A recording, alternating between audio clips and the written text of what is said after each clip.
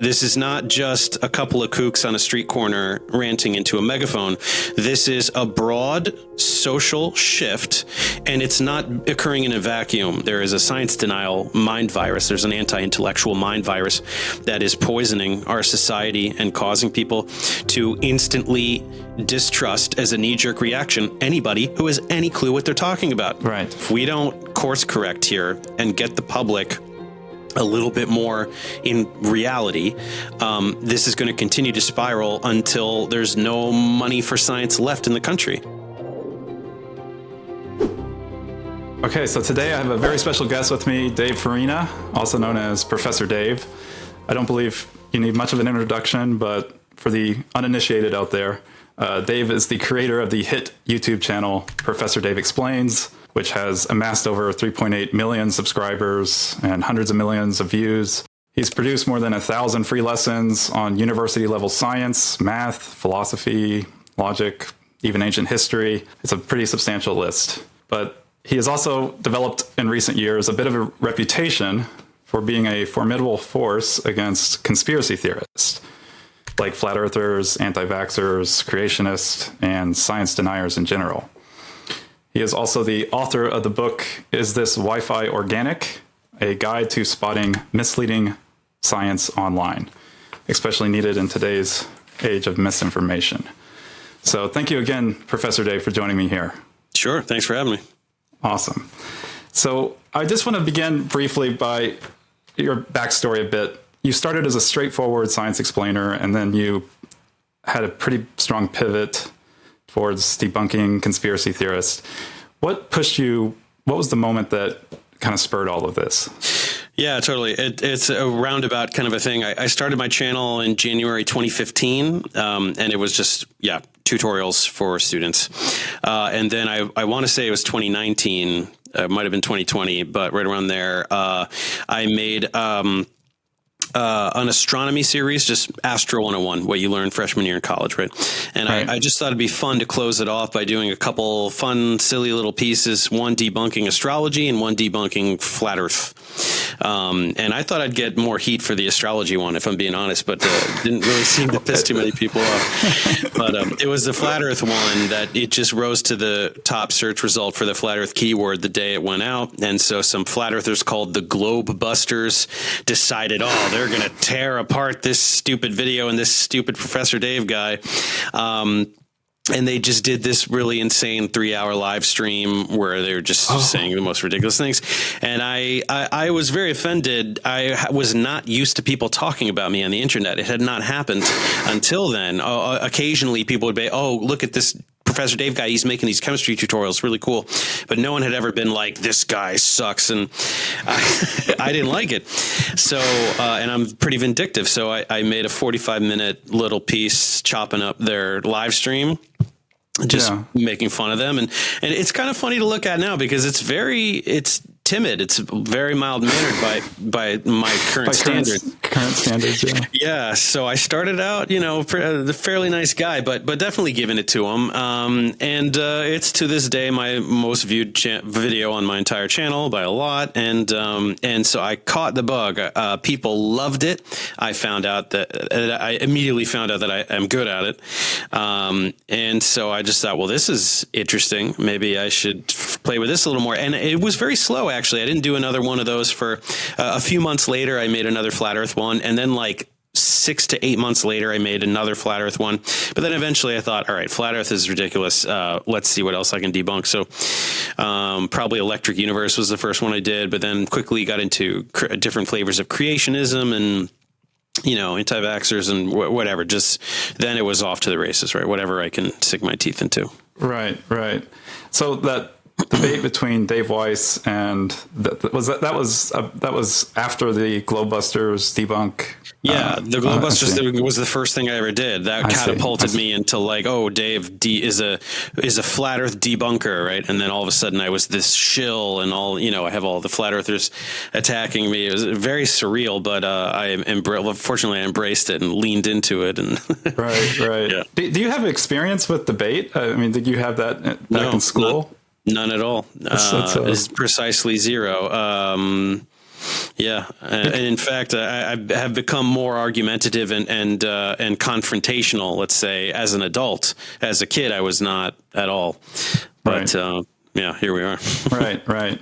I guess the reason I asked. So just about 10 years ago or more now, I watched this debate between Bill Nye the Science Guy and Ken Ham, the founder of the Creation Museum in Kentucky, and they were debating evolution versus intelligent design. And it was a pretty lengthy debate over 2 hours. And I just remember at the end of that thinking, he could have been more aggressive. He kind of gave too much slack. I felt like there was something missing. Yeah. And then when I watched your debates, it was just night and day different. And I was like, this is kind of what is needed for treating these kind of people.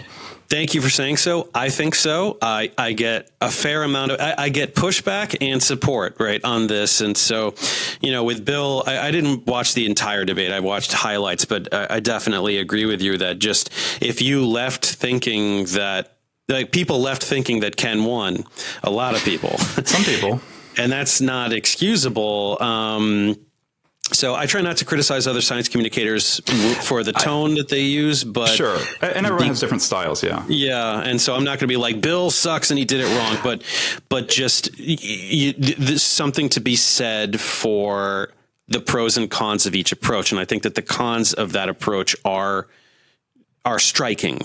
And that's why my tone is completely different. So how would it retain catalytic activity? Even if they could, okay. Even if they could duplicate the whole thing, you're James still is stuck baselessly denying a body of work and pretending that no one will notice, and pretending that and hoping you'll just believe him. Is there any one community in particular you've had like a pretty strong impression upon, or like you just total rug pulled? Or I mean, I definitely did a big number on flat earthers. I mean, from the first, from that Globebusters video, and then the couple after it, and then I did a 4-part series destroying flat earth without using any science. That just such utterly basic visual evidence, observational evidence that a lot of people reported to me like, wow, like this is like 5 minutes, like undeniable, like this just really stupid.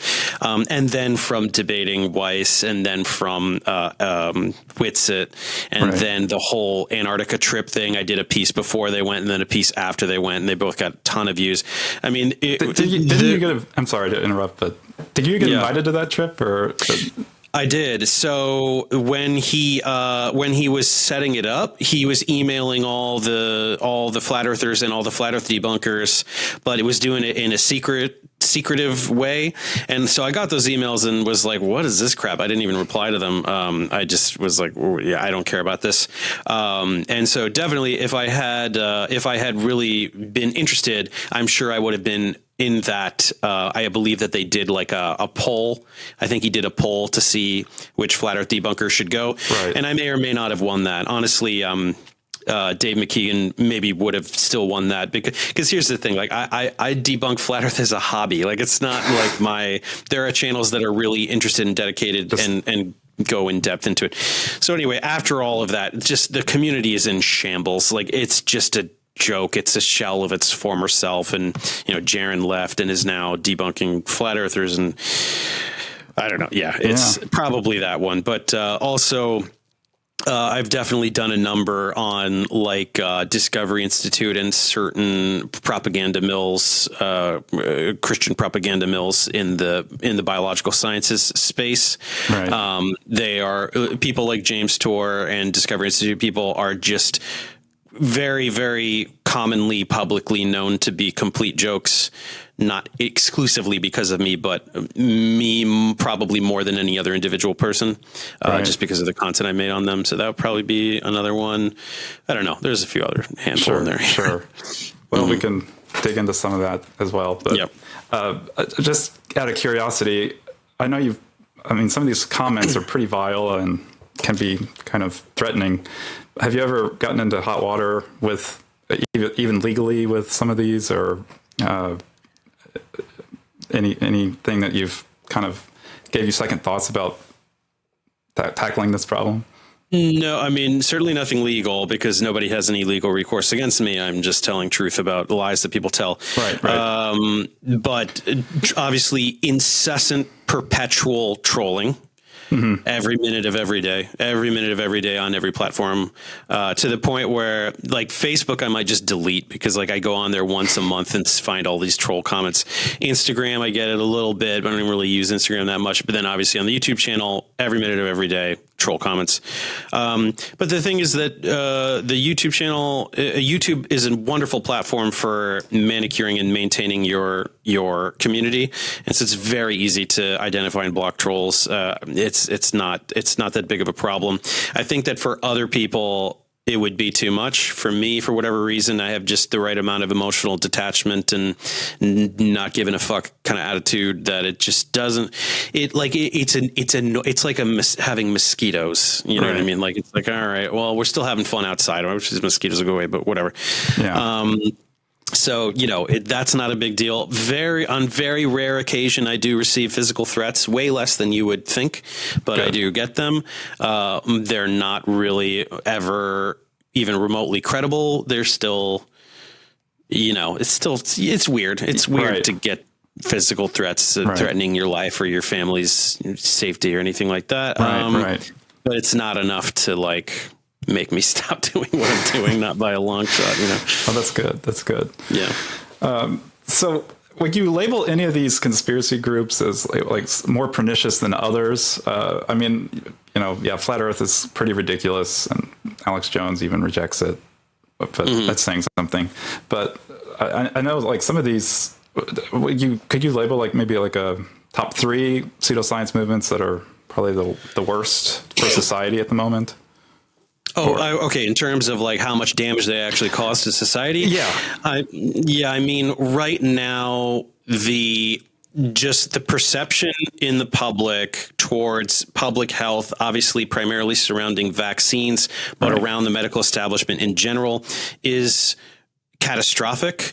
Fringe conspiratorial beliefs have become completely mainstream. So this is people distrusting, obviously, all vaccines, but just any, like the concept of modern medicine in general. It's an enormous threat to public health, to the safety of every individual. That would obviously be number one with a bullet. So much so that I fail to even think of anything else that would be comparable.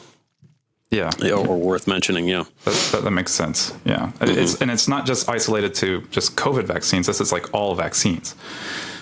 And they try to use, I'm not an anti-vaxxer, I am just against COVID vaccines, and the justification will be I'm against experimental gene therapy or whatever ridiculous things that are just completely not rooted in reality. But then they'll turn right around and then do the whole, you know, Andrew Wakefield MMR causes autism, and then this other thing, and the aluminum and the thimerosal and the whatever. It's just like your traditional anti-vax playbook that's been around for 30 years. They're just using COVID vaccines as sort of a gateway into this broader vaccine hesitancy. So, yeah. And you've made comments about this before, but this idea that COVID or the vaccines cause autism. What was the origin of that claim? Yeah, so I actually just put a piece out on this last week because Andrew Wakefield, the guy responsible for this, went on Michael Knowles's channel. He's, you know, one of the grifters at the Daily Wire, and just had this lie parade of just lie after lie after lie. So that's the guy. This guy named Andrew Wakefield. He's a disgraced former gastroenterologist from England, and around the 90s, early 90s, mid 90s, there was a lot of parents were looking for excuses for recent autism diagnoses, because autism wasn't commonly diagnosed until, I want to say, around the 80s or even the 90s.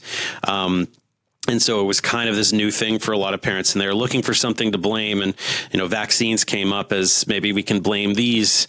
And so personal injury lawyers started circling like sharks, and they're like, we need somebody credible to give us the grounds to sue. And so they hired, they would have hired anybody, right? A gastroenterologist. What does that have to do with vaccines or autism or anything like that? Yeah, but doesn't matter. He's a doctor. Any doctor will do. So they bribed him somewhere in the vicinity of £500,000 to pen a fraudulent study. The study was 12 kids, all of whom were clients of this particular injury lawyer, most of which were known to have autism prior to receiving the vaccine, some of which didn't have autism at all. It was a fraudulent study. He fabricated the data, all of that stuff. On top of it being highly unethical, he gave colonoscopies and lumbar punctures to children for no reason. Yeah, so the guy is just like absolute human garbage. Right. But anyway, did this study, published in The Lancet in 1998, was quickly found to be utterly fraudulent, was later retracted by The Lancet once the editors realized it was a fraudulent study. And that is it. That's the one thing, because since then, in direct response to the public fervor on this topic, many studies and meta-analyses have been performed to prove conclusively that autism cannot be caused by vaccines.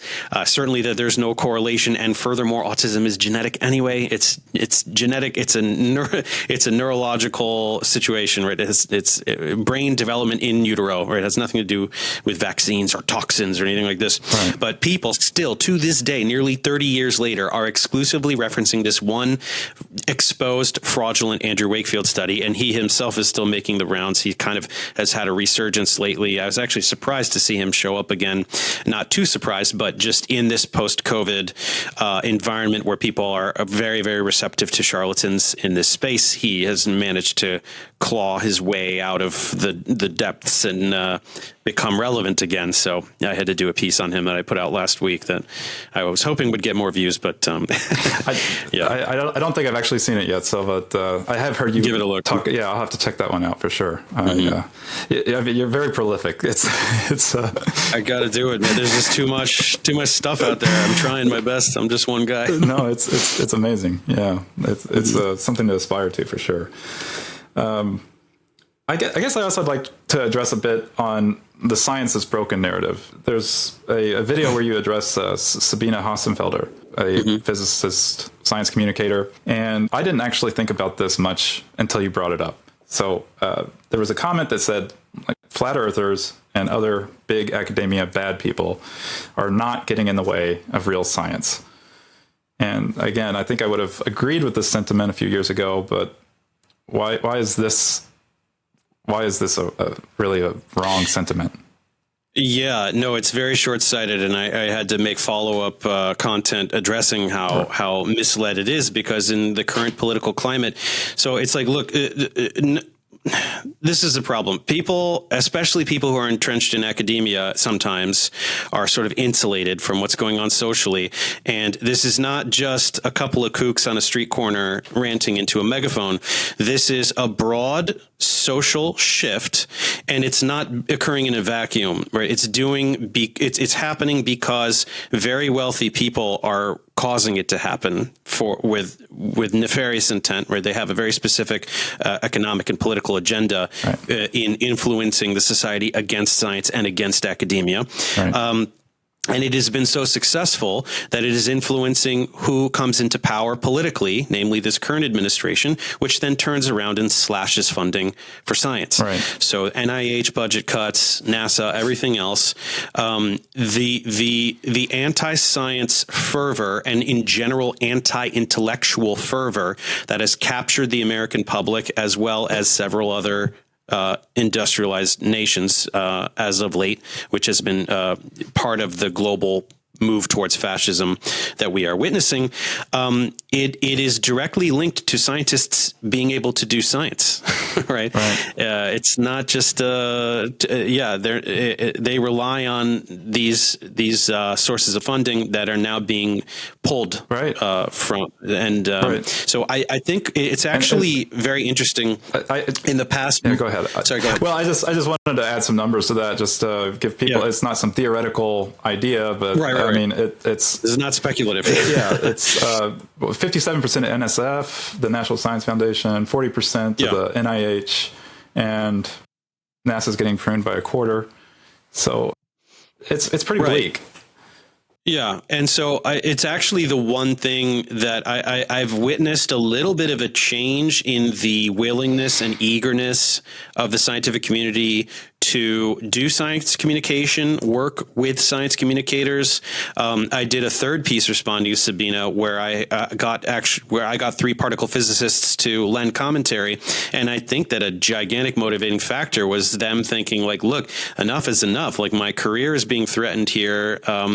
We need to start speaking up. And so more and more people in various communities, the archaeological community, the medical community, et cetera, are realizing if we don't course correct here and get the public a little bit more in reality, this is going to continue to spiral until there's no money for science left in the country. And between what Trump is doing and what RFK is doing, many scientists are looking to move to other countries. This legacy of America leading the world in scientific research is being obliterated by one orange fascist, and the people who elected him, right? This anti-intellectualism and anti-science mentality has been cultivated deliberately. It's not happening in a vacuum, and it's happening on the internet. It's an information war. It's all about optics, and the fight has to happen where it's happening. Right? It needs to be fought in the same way that it's being dispensed. So right. So yes, previously you had mentioned this kind of war on science, and this has sort of been a long time coming, has it not? I mean, Trump has certainly spurred this movement and reared its evil head, but I mean, has it really just Trump, or has it been kind of... No, yeah, he kicked it into overdrive, but he didn't invent it. I mean, this has been happening you could trace it back to 100 years or so if you really want to. And then, sort of intertwined with... intertwined in a legitimate way with environmental concerns, but then redirecting those to be displaced, to just be angry about generalized establishment, right? Anybody who's an expert of any kind, if they work at a university, universities are woke indoctrination camps, so you can't trust anyone that works at a university. Or doctors, they're all in the pocket of big whatever, so you can't trust them. But you can trust this unqualified jerk on the internet, so listen to them instead. It is a very, very deliberate campaign that has been enacted by oligarchs with a very specific agenda to continue the transfer of wealth from the middle class into the very narrow elite class. And the way you do that is by manipulating public opinion, right? Manipulating voting behavior, getting people into office who will continue to erode regulatory bodies that have any ability to regulate the private sector. And so that's what Trump is. That's what Elon Musk and Doge is. Right? All of that is just an effort to continue the transfer of wealth into the hands of oligarchs at this incredibly alarming rate. Right? If you look at the net worth of Musk and Zuckerberg and Bezos and all these guys, it's ridiculous how their wealth has grown, and that money belongs to all of the other people, right? So, right. It doesn't come out of thin air, that's for sure. I mean, what is really like the anecdote here? I mean, to me, it's coming so fast, and I mean, with these sort of cuts, it's like what.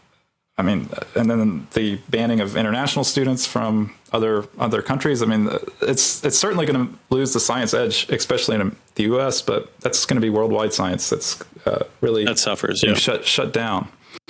And this is all in the sake of basically a control. I suppose scientists are someone that those empowered, or it's challenging to control those independent researchers or like what they find on certain things, and it just seems like it's a control issue, and let's shut it down. What would like scientists do? I mean, how to combat this? So do you have any ideas or thoughts on that? I mean, yeah, unfortunately, it's hard. Like, I don't know how to fight the bureaucratic machine, right? I'm in the business of swaying public perception. I make content to help people understand who's lying, how we know they're lying, why they're lying. But I don't have any tools to fight government bureaucracy, right? I don't know how to reinstate grants and things like that. But I know that the public perception is the ship that's steering everything else, right? Public perception is what gets particular people into office, who then are the ones who enact these changes. So that's all I have. That's all I have to go on, is to help people understand what's true, and then hope that the rest slowly sorts itself out. Obviously, I'd rather have political power. I don't have any though. So I'm doing what I can with the tools that I have. Sure.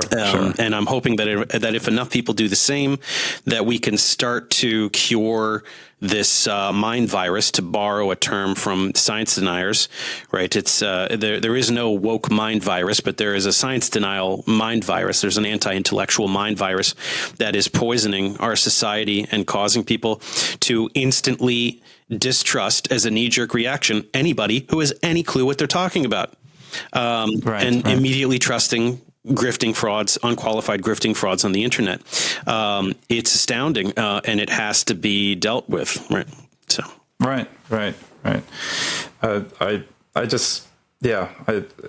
it's upsetting because everything getting destroyed is sort of like, it can happen very quickly, but it's not like an election cycle fix. It's like science is like I don't know, like planting seeds. Yeah. And not all seeds produce fruit, but all fruit comes from seeds. Yeah. So the harm being done to the scientific community by this administration is irreparable and will have generational effects.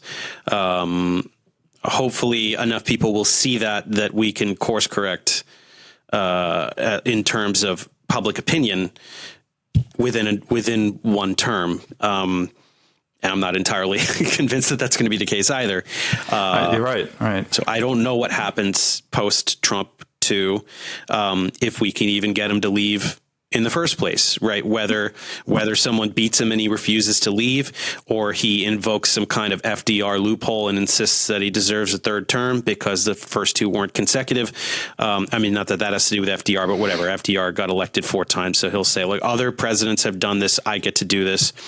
How long is he going to be in there? Is he going to be in there? Is he going to be assassinated this calendar year, or is he going to install himself as a dictator and will be dealing with this guy until he dies, which could be who knows when, I don't know what's going to happen, but yeah. Mm-hmm. Well, I saw on your channel, you've created like this sort of playlist on your channel for scientists or people that are actively researching at the moment. They can submit videos of their day-to-day. You're trying to break down some of the mysticism or some of this this sort of ivory towerness, maybe people, point at academics and science. I want to make a few comments about that just for people to... Yeah, I do know, like, I have several working scientists that follow my channel and things like that. So yeah, I have a playlist called Get to Know a Scientist. I actually started it a while ago and then stopped because I just stopped getting submissions. But I recently put out a video calling all scientists to remind them that I have this playlist, and that any working scientist, whether you're a PhD holder or a PhD candidate, a lot of my submissions are PhD candidates. So grad students, they're actively doing research, and so they qualify as scientists, and so they can submit. And really, the goal is, as you said, to demystify what a scientist is and what they do. Right? I think the general public really genuinely has no idea what a scientist of any kind does, what their day to day is, where they work, what they do, what kind of instrumentation they're using. And so when I get people inquiring, I say, look, just show us what you do. This is my lab. These are the instruments I use. This is the project I'm working on. This is why I'm working on it. This is why it's important to me. This is why it could potentially be important to you.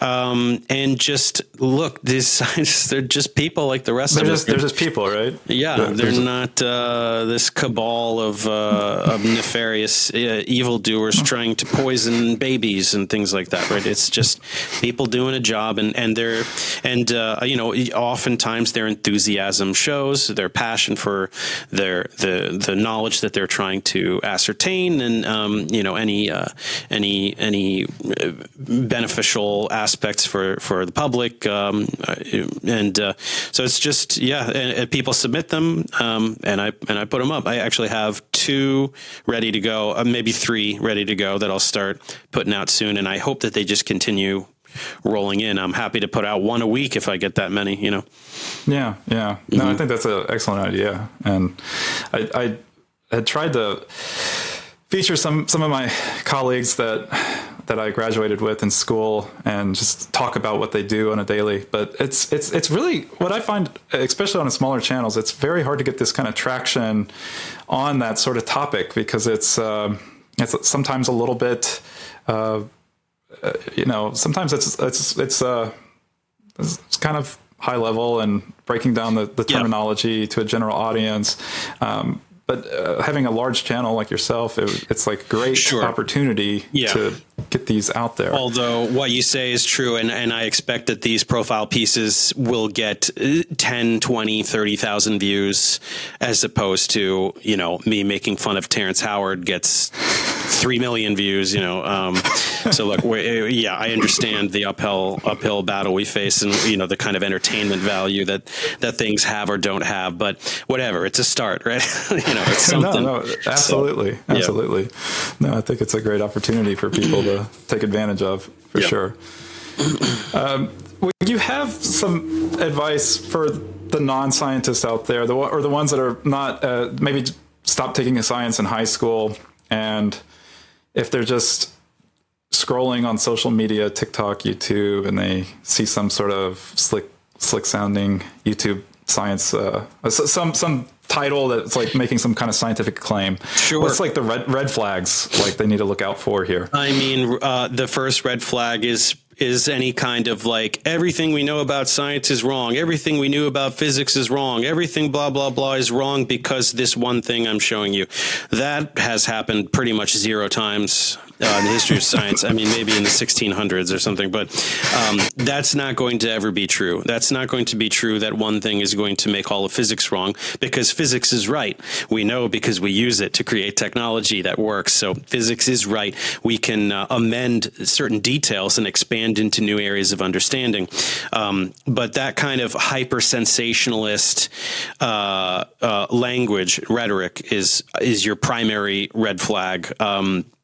And it's clickbait. It goes beyond simple clickbait. It started as clickbait. I think that kind of approach was like, hey, the urgency created by this will make people click on it. But it has transferred over into fueling science denial, because the impression that people get is that, it's very, very easy and regularly it happens that all of science becomes wrong. So number one, I don't have to learn it because it'll all be wrong tomorrow. I can just look at the latest TikTok and that'll be, replaces all of physics.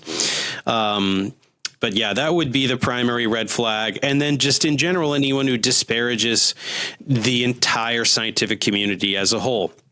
You can't do that. One scientist could be a fraud. That is absolutely true. And you could have a video that says this scientist is a fraud, and it may or may not have legitimacy. You can watch it with skepticism in mind, and you can then look at other sources and go, well, a lot of people are calling out this one scientist, or this is a coordinated attack on a public health official or something, right? Could go either way. But anyone who says all scientists are wrong, it's insanity. Right. Yeah. They are definitely a fraud, whoever says that. You can assure it on that. And you've highlighted some examples like the Bret and Eric Weinstein and actors like this. They have PhD holding. Do you think they need to be attacked just as much as like someone pushing flat Earth? Oh, more so. Yeah, I mean, I almost see them as like a gateway drug or something. Yes. I mean, you know what I'm like. The Weinsteins, both Eric and his brother, are specifically gateways to conspiracy, and the architecture of that is very clear, right? We know who pays Eric. It's Peter Thiel, and we know what his agenda is, right? His agenda is very regressive. It's very anti-intellectual. He funds journals that post all kinds of intelligent design propaganda and all this stuff, the dumbing down of America and the sowing the seeds of distrust in expertise and in academia in particular, academic institutions in particular, it's a very clear track record of that. And that guy pays Eric Weinstein. That's why Eric is rich, is because Peter Thiel gave him money to do all this stuff that he does. And that is by design, right? He is trying to introduce people. He's trying to act as a whistleblower from within the community, right? You can trust me because I'm part of academia. And forget the fact that no, he absolutely isn't, right? He does have a doctorate. I don't know how he fumbled through a doctorate. He didn't even publish his dissertation. Do you know how rare that is? I didn't know that. Nope, it did not. He has 0 publishing credits because even his dissertation does not qualify. So, I didn't realize that. Yeah. Does the guy have a reasonable understanding of physics and math? Yes, we'll give him that, right? But not really any more than any second-year graduate student in a similar program. Right. So you can use that language to convince people that he's the world's premier hyper genius. Right here I am, and I'm whistleblowing, right? That's the same reasons. It's the same grift as Sabine, which honestly, I think that Eric has been so thoroughly humiliated lately that I feel, I don't have any proof of this, but I feel like Peter Thiel's bankrolling Sabine at this point because the narrative is so identical, right? Academia is communism, and I don't trust scientists, and most research is bullshit and all this crap. I think he's paying her. But with that narrative, she hasn't improved since you've pointed this out. I mean, she's almost ramped up.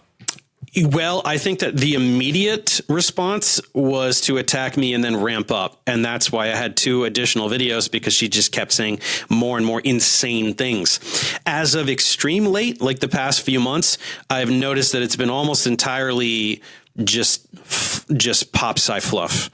And so I think that there's a chance that like mainly my content, but then some other people chimed in and were like, oh yeah, Sabine is totally a fraud. Dave was right.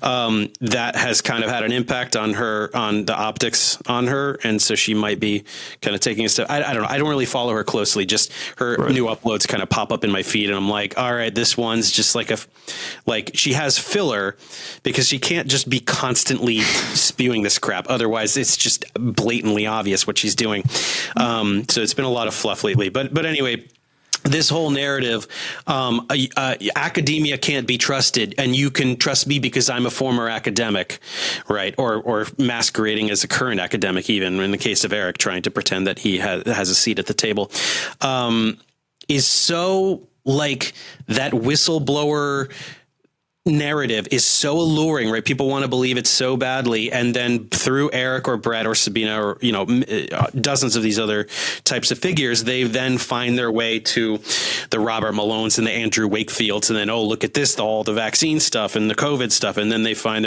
some go all the way down to flat Earth, right? Flat Earth is the bottom of the barrel, but whichever rung you get off on the ladder, you're still a science denier of one degree or another, That's right. So, yeah. That's right. No, I mean, I applaud you for having the optics to see this, because I mean, I was a long-term viewer of Sabine, and I was a little skeptical when you released the video, but then when you pointed it out, it's like, yeah, actually this is like kind of the beginning of eroding the trust of all of science. And again, and you pointed this out as well, like she can't speak for all of science. She has like this very sub-discipline, and then to say that science hasn't progressed in the last 50 years, it's ridiculous, right? To say theoretical physics hasn't progressed in 50 years is insanely ridiculous. But then extrapolate that to all these other fields that she knows nothing about. And she does do that. And I had to play, right, because there was pushback from my first video. There were people who just didn't want to see it and didn't like that I made that first video. So then in the second video, I got way more direct, front loaded the video with all the problematic statements and go, see, do you get it now? Like, this is what she does, right? She's lambasting the entire scientific community very clearly, and the script is one we've seen before. We know where this comes from, Right. So, I mean, yeah. No, that's a very, very good thing to watch out for.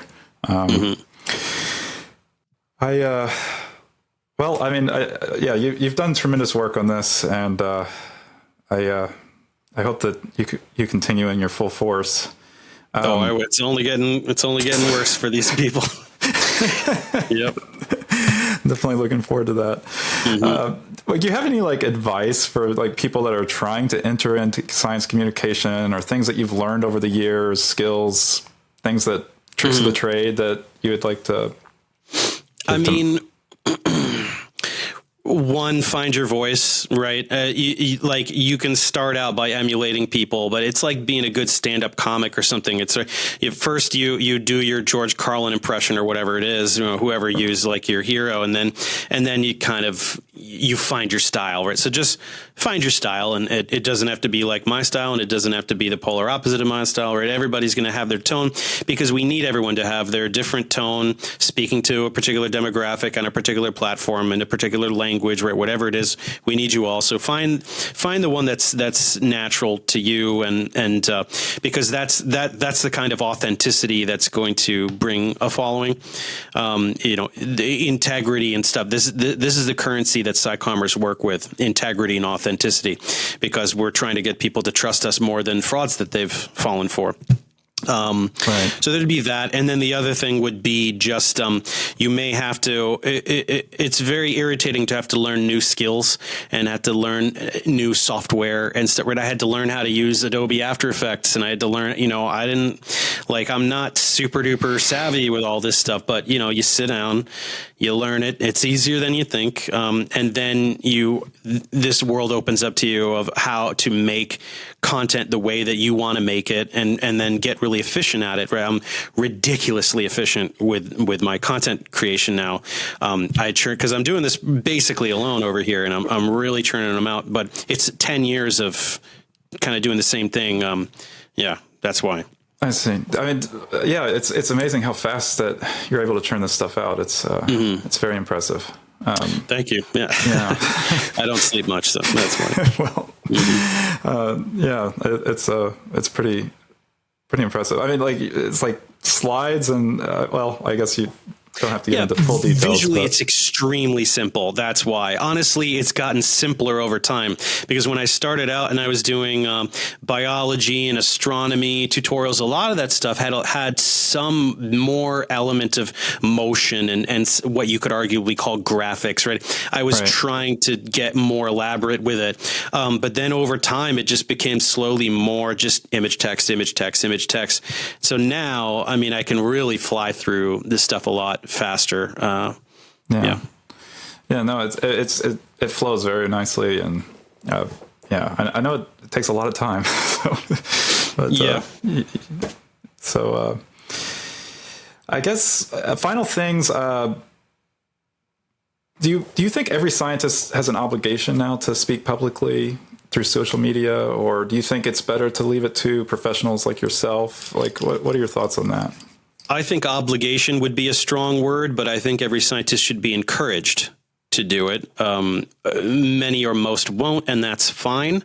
But if you are one who is not interested in doing SciComm, I would say at the very least, please make yourself available to science communicators. Lend your expertise, either if a science communicator is contacting you about some of your research, if you could just be available by email to help them understand a particular paper of yours or whatever it is.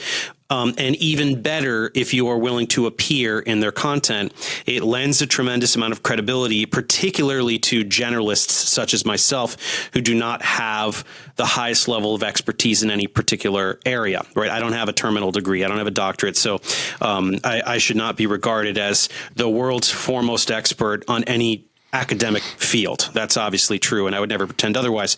But the way I get around that is, first of all, by just being a good generalist and just understanding the science that I'm trying to explain, but then also handing it over to requisite experts, right? If I'm talking about archaeology, if I'm talking about origin of life research, if I'm talking about, very niche molecular biology, whatever it is, here's a 10-minute conversation with somebody who is an expert in the field. And here is them corroborating what I'm saying, explaining it to you with greater depth, reinforcing the things that I've said, thanking me for taking this on their behalf, right? It just adds a very strong layer of credibility to the content. And so I totally get it. You're a researcher. You don't have time to have a podcast. You don't have time to sit there like I do and make YouTube videos, right? It's very time consuming. Right. Don't worry about it. Just appear in our videos, please. That's all we ask. Yeah. Yeah. No, I think that's terrific. I mean, yeah, it takes a lot of the burden of the production off of someone that's trying to apply for a grant or whatever.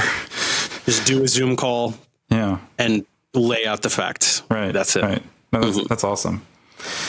So, do you have any other final takeaway messages or things, foods for thought that you'd like to get people to think about? Not really. I mean, I've regained a tinge of optimism really genuinely like the last month, just because I'm seeing so much anger and pushback from the academic community due to Trump's policies. And so it's just making me feel like, all right, well, we're getting this brewing. Like, let's hang on to this anger and channel it in productive ways and make some content, change some minds. Right. Let's do it. Yeah. I think, as you mentioned, speaking with integrity and trying to just kind of get your voice heard. I mean, it's challenging, but I think the way that this is going to win.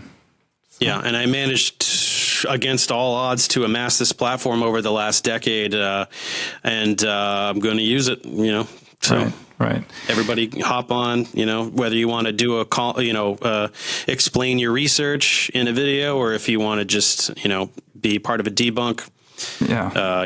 And actually, it's actually really great. Just as of the past year or so, a lot of academics contact me and are like, can you please debunk this person? We need your fury on this particular person who's just wreaking havoc on our field. And I'll type you up some notes with, videos and timestamps and, the skeletal responses, and you add on that. And it's great. It's that lowers the activation energy of me making the content. And so, people feel free to do that. I really like how you don't give these people an inch. I mean, every single statement you sort of dissect, and I think that's that's what's needed, because they kind of go off of these sort of overreaching statements or kind of I don't know. You really call them out. So got to do it. That's awesome. Well, I don't want to take too much of your time. I know you're very busy, but I really appreciate this. This has really been a great discussion, and I think people will have really learned a lot from it. So, anything up in the pipeline that you're going to come out with soon? Or? The RFK video is coming soon. People have been asking for that for a long time, so I'm going to get going on that soon. Right now, today, I'm just combing through Bret Weinstein went on Tucker Carlson's show, so that's going to be a fluff. I don't know if I saw that, but it's got close to 1 million views, so it's all right, there's a lot of just frauds having a conversation. Let me just watch it one time on 1.5 speed, pause where I need to react, and then just give it a pass. It's pretty quick. I'll write the whole thing today. I'll produce the whole thing tomorrow, maybe 2 days max. Yeah. And then that'll be out, So do you record yourself and then you watch it, record yourself in real time? No, I watch and I type. I see. Right. I see. I watch and I type out my script in a Word document. So for these kind of reaction-y videos, they're not quite a reaction. I'm only going to watch the video one time, and I'm going to watch it on a higher speed because I don't have time for this crap. But I just type what I'm thinking as I watch it. I give it one more pass just to tighten it up really quick. Record it, animate it, and those pieces are pretty quick. There's no research required, right? RFK, that's a deeper dive. I need to go into a lot of stuff. Right. So that takes me more time to do. But so I try to blend it. People have noticed an uptick in the frequency with which I release reaction or debunking videos. That's because I've started to blend, right, these deeper dives with a little more shallow, right? Do you know how easy it is for me to watch Terrence Howard say dumb things for 2 hours, type reactions presentations, and then I can do that in 2 days. Yeah, tops. You had a turnaround very quickly on that. I almost wanted to address it myself, but I don't know. At that point, it was already kind of old news. But yeah, I've got it dialed in. So yeah, that's terrific. Well, thank you again, Dave, for doing this. Sure, I appreciate it. Happy to do it. Yeah, no problem. Well, thank you.